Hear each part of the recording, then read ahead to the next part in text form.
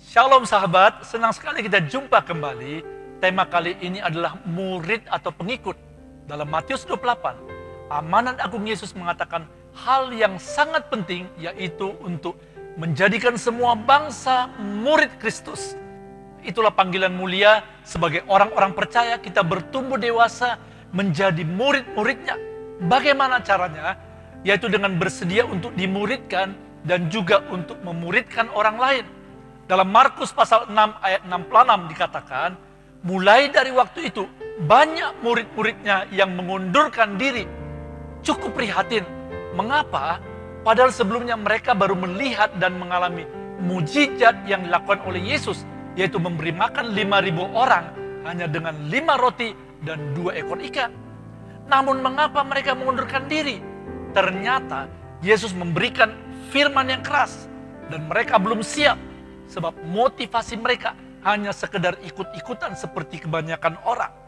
Nah, ternyata ada perbedaan besar antara seorang murid dan seorang pengikut. Mari kita amati apa saja ciri-ciri seorang murid Kristus. Ada 4. Yang pertama, bersedia memikul salib. Lukas pasal 9 ayat 23 katanya kepada mereka semua, setiap orang yang mau mengikut aku, ia harus menyangkal dirinya, memikul salibnya setiap hari, dan mengikut aku. Memikul salib adalah kerelaan untuk menderita karena ketaatan pada Yesus. Contoh, seorang pemuda yang dijauhi teman karena tidak mau ikut-ikut tawuran, seks bebas, dan sebagainya. Atau ada seorang ibu yang diperlakukan kasar semenjak dia taat beribadah. Setiap orang berbeda-beda salibnya. Yang kedua, hidup dalam firman. Yohanes pasal 8:31. Jikalau kamu tetap dalam firman-Ku, kamu benar-benar adalah murid-Ku. Seorang murid Kristus tidak sekedar hanya mengetahui firman, tapi mereka mentaatinya. Yang ketiga, menghasilkan buah-buah. Yohanes pasal 15 ayat 8. Dalam hal inilah Bapa-Ku dipermuliakan, yaitu jika kamu berbuah banyak, dan dengan demikian kamu adalah murid-murid-Ku.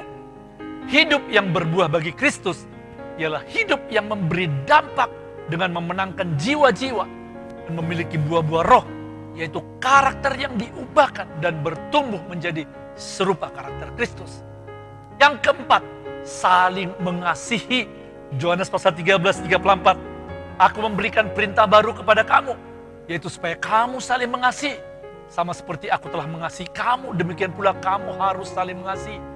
Dengan demikian, semua orang akan tahu bahwa kamu adalah murid-murid-Ku.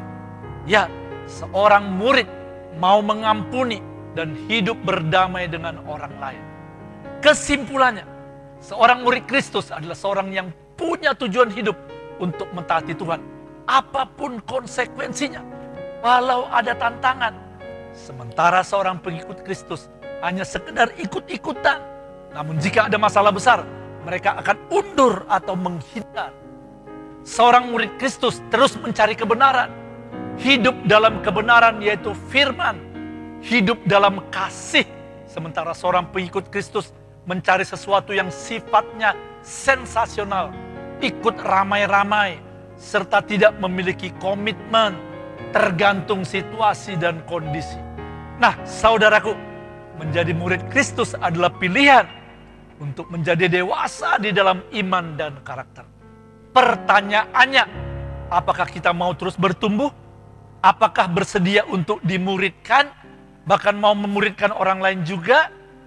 Ingatlah saudaraku, menjadi anak Allah cukup hanya percaya dengan iman seperti penjahat yang di sebelah kanan Yesus. Ia belum sempat berbuat baik, namun mendapat jaminan hidup kekal di surga oleh karena kasih karunia Allah. Namun menjadi murid Kristus adalah proses ketaatan setiap hari sampai seumur hidup, bahkan bersedia membayar harga. Pilihan ada pada Anda dan saya. Apakah kita sebagai orang Kristen mau menjadi murid Kristus atau sekedar jadi pengikut saja? Terima kasih atas waktu Anda. Sampai jumpa di lain waktu. God bless you all.